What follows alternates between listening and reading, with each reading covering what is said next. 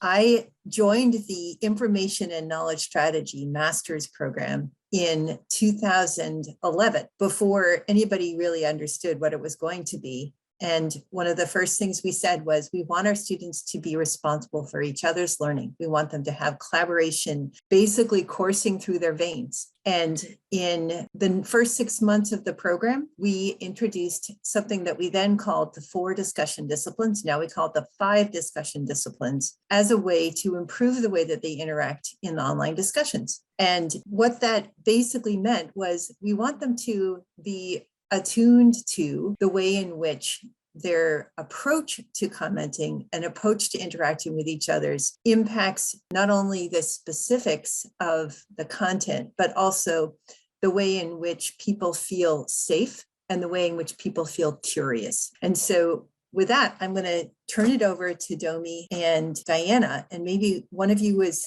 going to be sharing your screen, and then I'll chime in as you need me to. Okie dokie. I will share my screen, since the two of you are probably going to do most of the sharing of information and findings and whatnot, so I will do that. So the title of this presentation is Analyzing Evidence of Knowledge Co-Creation in Discussion Activities. And it's the beginning of a project that somehow organically came together for us at SPS.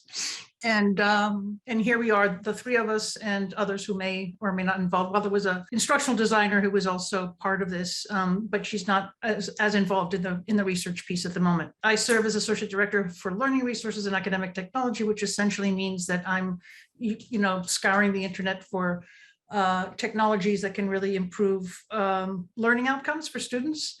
And so I pilot, develop pilots.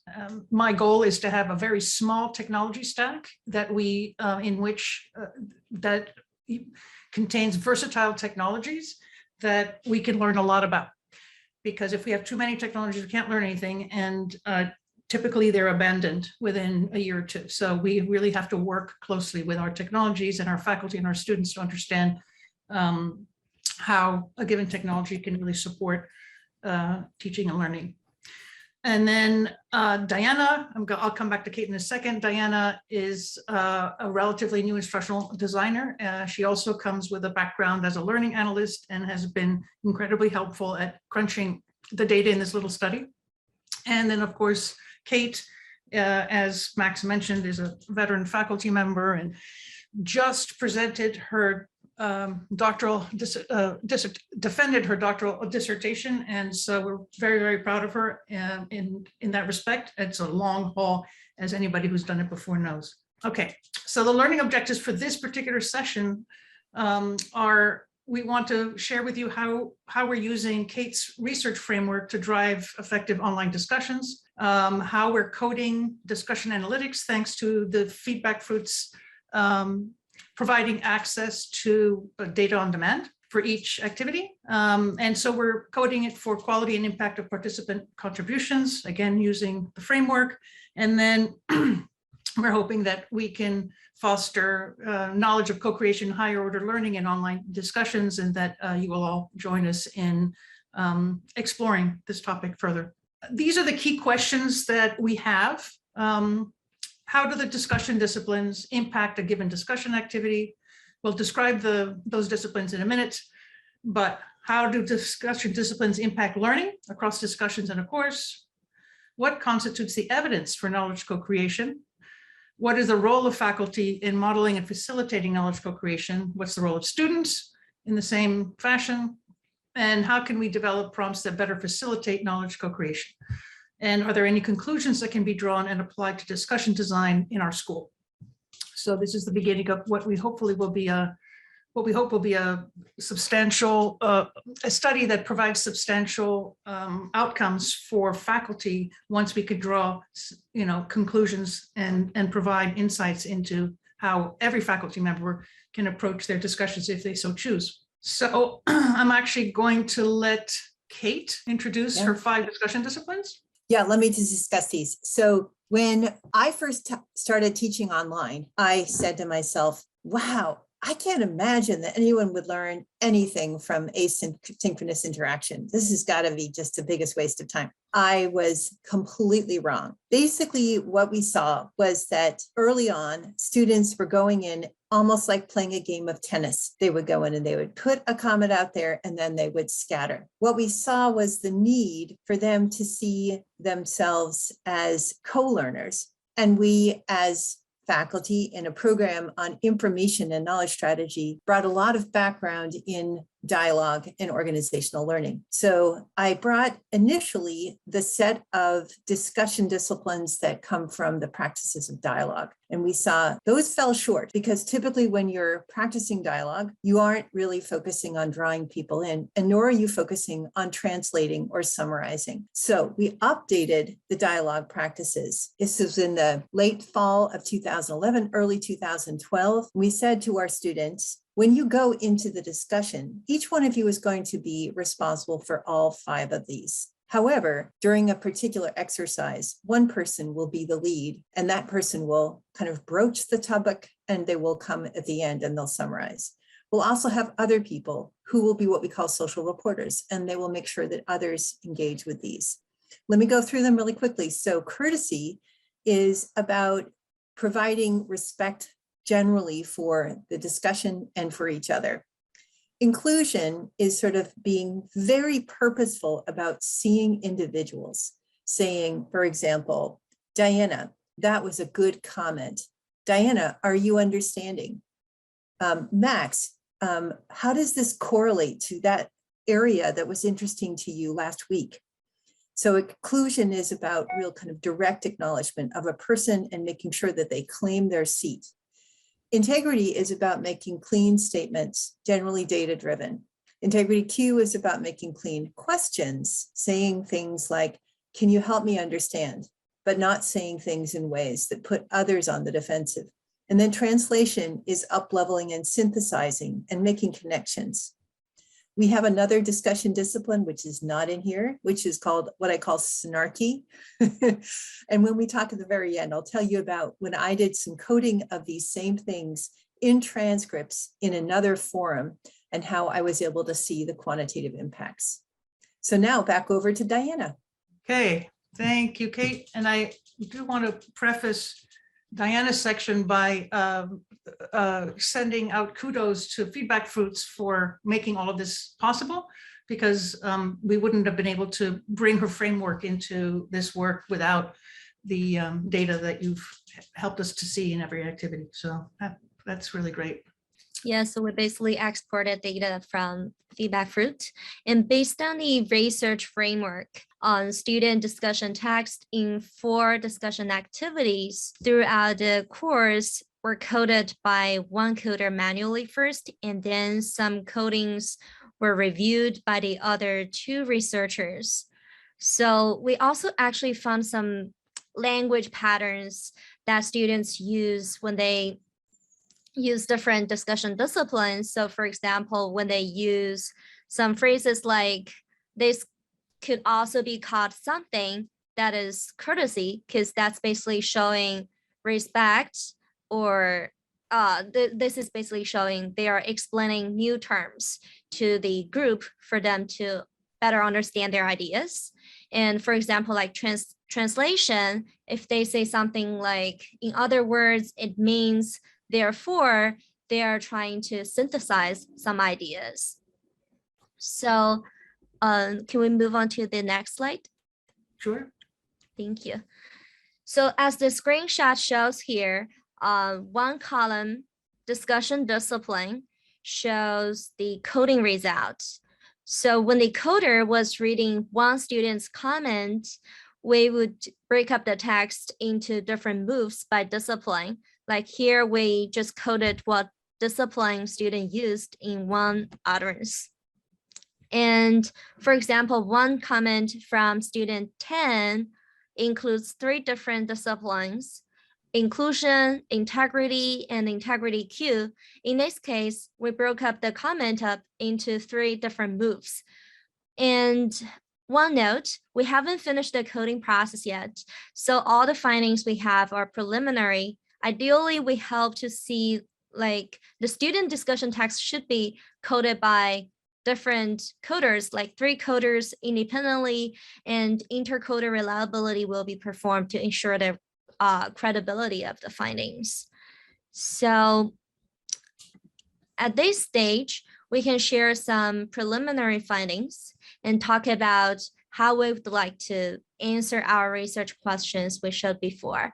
And this is a pivot table providing an overview of the number of each discipline, which discipline dominates the discussion, and who are active contributors in this discussion activity. So as we can see from this table, like student 11, this student has a lot of statement because she or he made a lot of integrity. And like student 9, this student is an active contributor in the discussion activity. And what we can also see from this table is integrity is the dominant discipline, followed by inclusion and translation. So this is the result from just one discussion activity. And we did the same pivot table for the other 3 activities in this course. And one pattern we have found so far is that students use integrity more than the other 3 disciplines.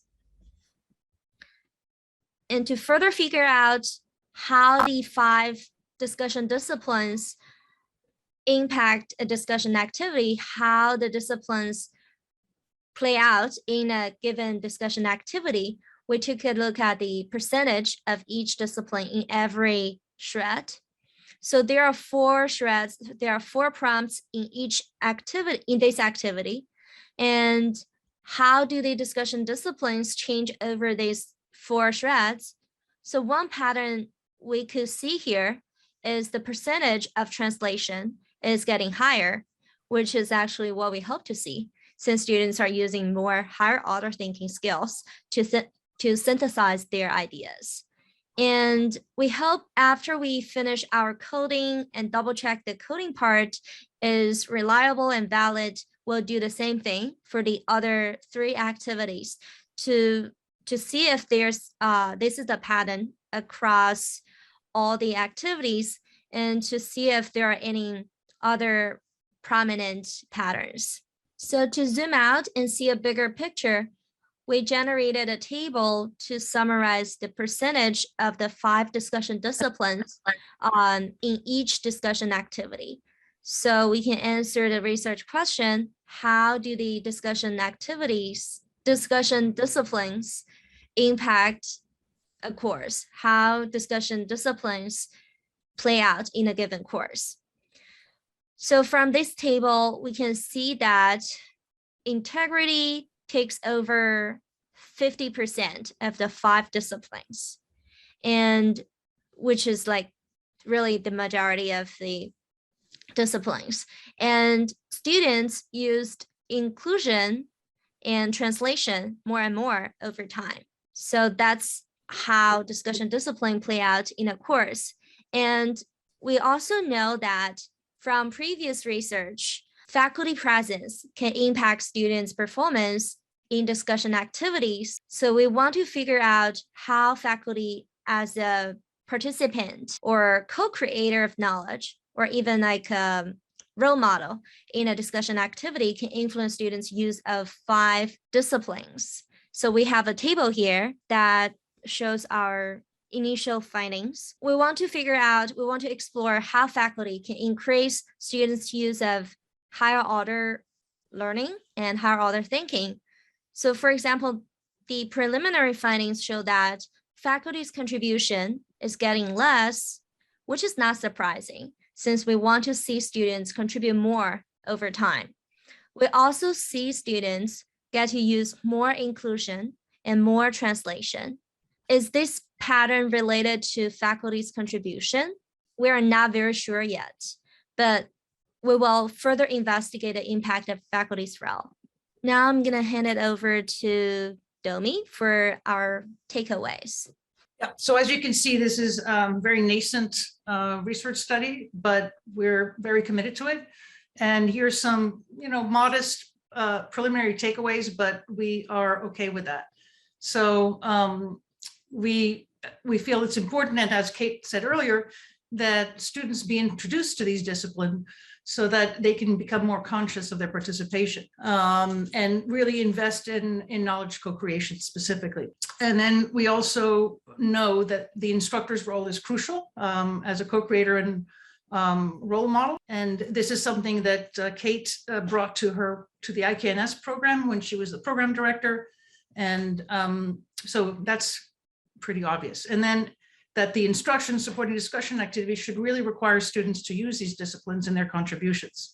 So we're hoping at least this is just the beginning of something, but we know that there's a positive impact on student learning through the use of these disciplines, and the data and access to the data is helping us to dig deeper. I'm going to pass it over to Kate to let you know a little bit about where this SPS study came from and what it's related to. Domi, before I jump into this kind of complementary study, let's go right back to the previous slide.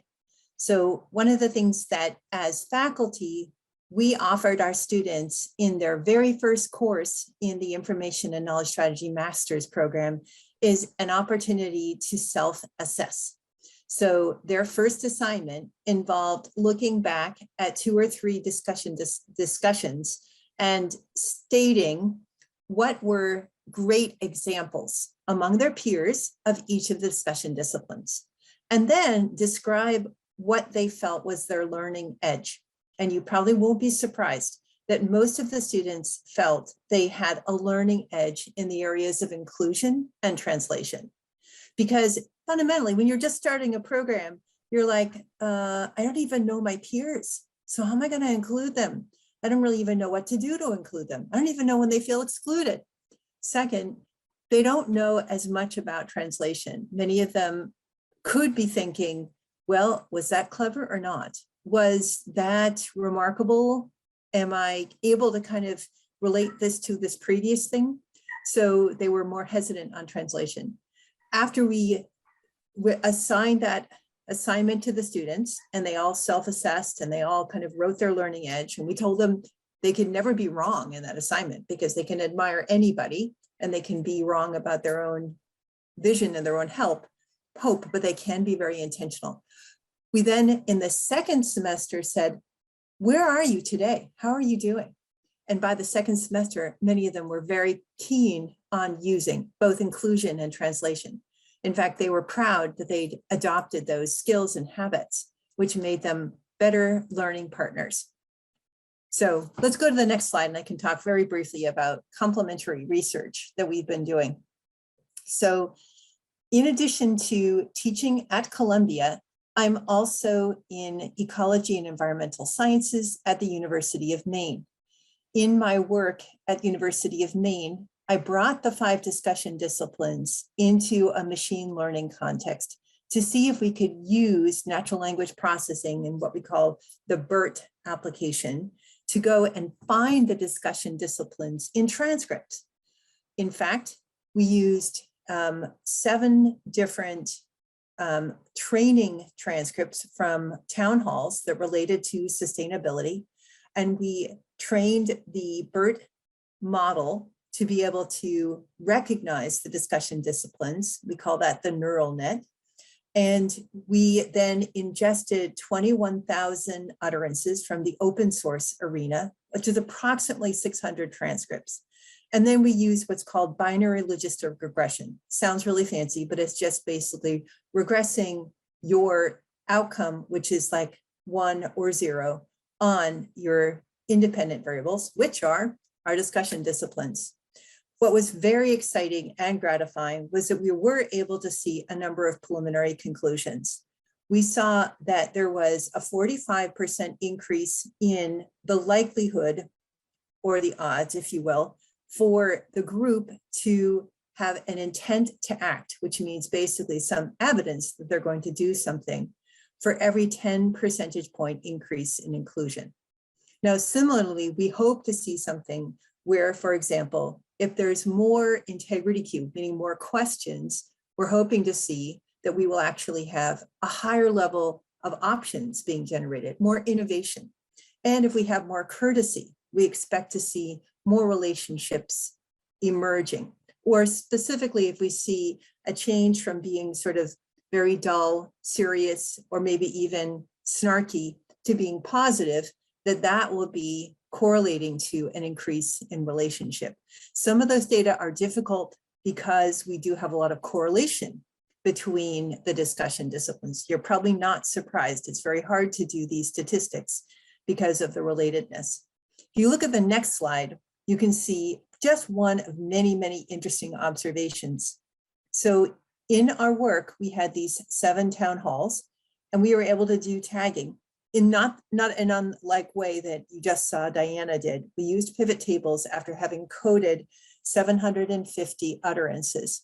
And we were able to see that women tended to use integrity Q, which is questions, inclusion, and courtesy more than men, if you will, as a percentage of their overall utterances. And you can see over on the right, there's plenty of research that show that women are more likely to use higher levels of social sensitivity, more relatedness type language. And that proved true in this analysis that we did for these town halls.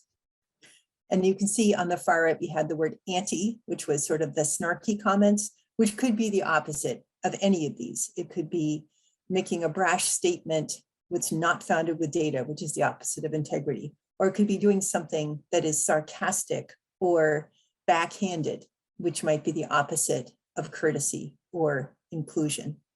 So I just thought these were pretty interesting. And we were also able to see correlations between these presence of the women and the percentages of inclusion and some of those outcomes. These were manual, but they were very compelling. And we're going to try and see if the big data set reveals the same. So why don't we go to the next slide? This is Q&A. So we're really eager to hear your questions. And in fact, we've got questions for the audience. We're interested to see whether other instructors have also been looking at the moves that people make in their conversations and what kinds of outcomes they're seeing as a result. Please feel free to write your answers to the questions in the chat, then we will pass them along to our presenting crew.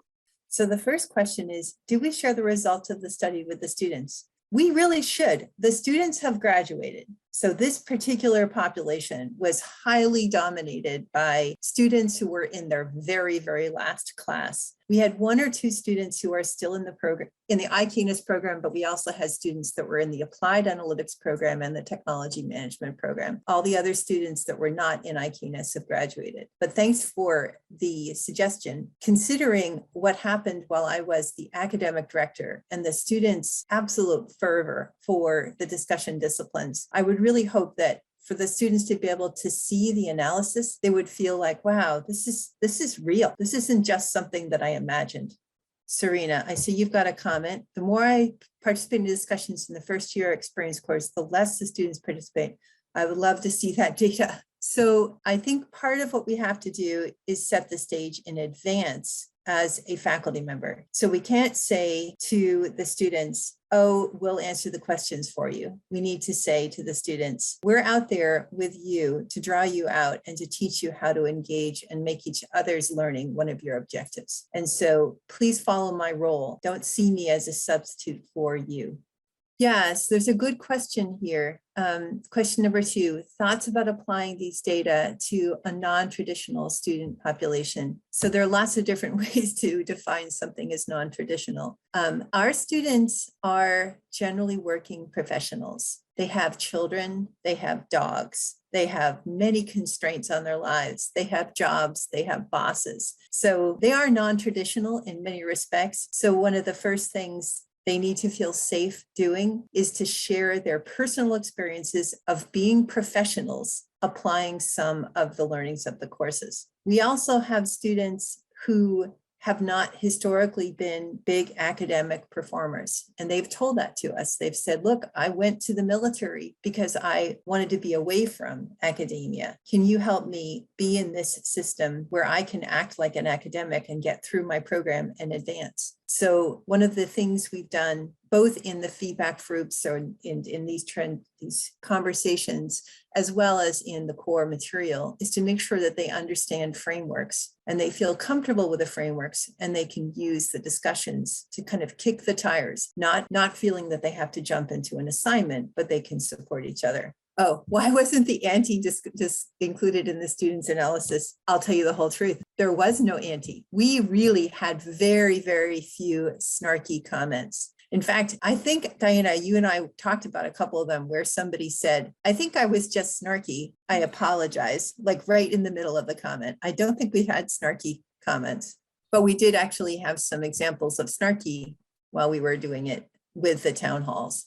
It seems to me that that would be logical, because the town halls are usually very feisty and vibrant and full of opinions, and a great deal of diversity in priorities and interests and whatnot. Yeah, particularly because they're there because they need to discuss the use of a natural resource. And so some people want it for commercial reasons and others want it for other reasons.